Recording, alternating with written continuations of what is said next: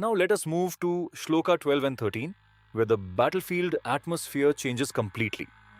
Until this point, Duryodhana has been speaking, measuring the strength of both sides, naming warriors, and giving instructions. The tension is already there, the psychological movement is already there, but now that tension is about to turn into force. These two shlokas are very important because they show that before the physical war begins, the mind of the army must first be prepared. Tasya sanjanayan harsham kuru vriddha pitamaha. Tasya sanjanayan harsam kuru vriddha pitamaha singhanadam vinadyochaya shankham dadmo pratapavan. Tvara simhanadam vinadyochaya shankham dadmo pratapavan. Then Bhishma, the grandsire of the Kurus, the mighty elder, roared like a lion and blew his conch loudly, bringing joy and courage to Duryodhana. This is a very powerful moment. Bhishma does not answer Duryodhana with a speech. He does not analyze, explain, or discuss. He responds with one strong act. He roars like a lion and blows his conch. This itself shows the difference between restless speech and grounded authority. Duryodhana was trying to manage the situation through words, but Bhishma stabilizes the entire field through presence. The deeper psychology of this shloka is very striking. When the mind is disturbed, too many words do not always help. In moments of tension, what often restores balance is not more discussion, but a direct, steady, powerful signal. Bhishma's conch works like that. It cuts through hesitation. It interrupts inner noise. It gathers scattered attention into one point. It does not go through logic first.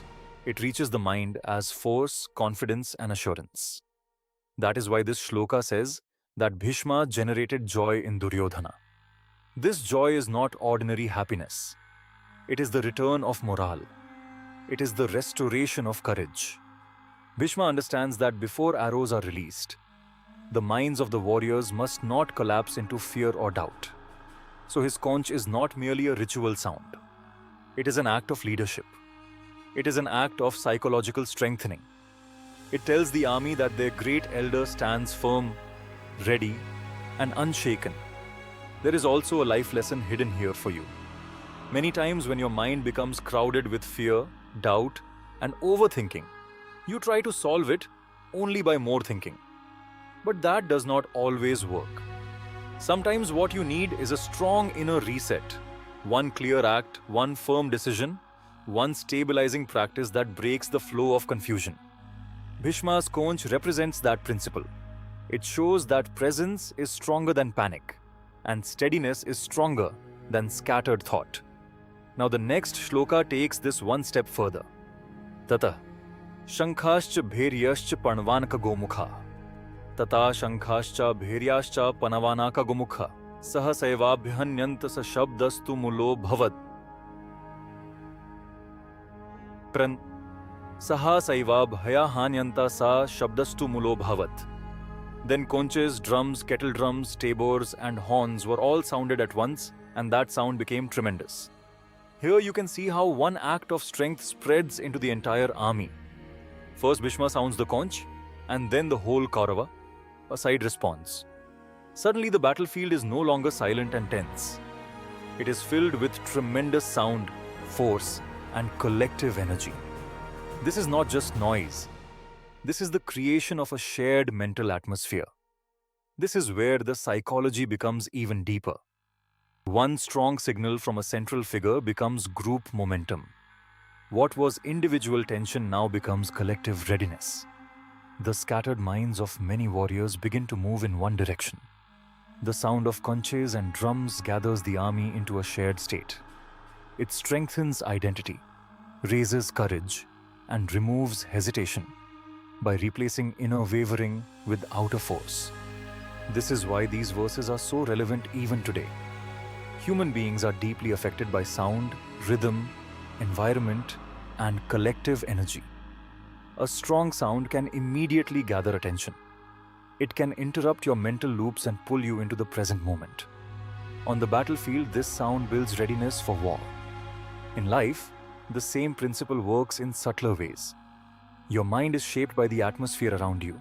by the tone of voices, by repeated signals, by the emotional environment in which you live and act. There is also another hidden layer in this shloka. This tremendous war sound is not only to encourage one's own side, it is also to project force toward the other side. So this is not merely celebration or ceremony. It is also strategy. It is morale building inside and psychological projection outside. It tells the enemy, we are ready, we are united, and we are not weak. In that sense, this is also a form of psychological warfare. But the Gita also silently leaves you with a caution. Outer sound can create excitement, energy, and momentum, but noise is not the same as wisdom. A group can become energized without becoming inwardly steady. So while these sounds are effective in preparing the army, the deeper teaching of the Gita will later show that true mastery lies not merely in outer activation, but in inner clarity. A person may be loud outside and still unstable inside. Real strength is when both align. So what is the message for your life from Shloka 12 and 13 together? The message is that before every outer battle, an inner preparation happens first. If the mind is weak, scattered, fearful, or overburdened, then action becomes confused even before it begins. Bhishma first restores the field through one powerful act. Then the army amplifies that into a shared wave of confidence. First comes grounded authority, then comes collective activation. This is the practical lesson. When your mind begins to scatter, do not keep feeding it endless thoughts. Bring in something that restores alignment. It may be silence, prayer, breath, discipline, a conscious pause, a mantra, or one clear decision. But the principle is the same. Break the inner confusion and gather your awareness.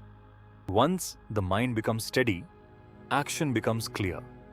And when action becomes clear, you stop reacting from fear and start acting from strength. These two shlokas therefore teach you that strength is not only physical, it is psychological, atmospheric, and deeply connected to the state of the mind. Before the war of life is fought outside, it is first shaped within. If this understanding added clarity to your thinking, take a moment to like the video, share it with someone who needs it, and write your thoughts in the comments. Subscribe to the channel to continue this journey through the wisdom of the Gita.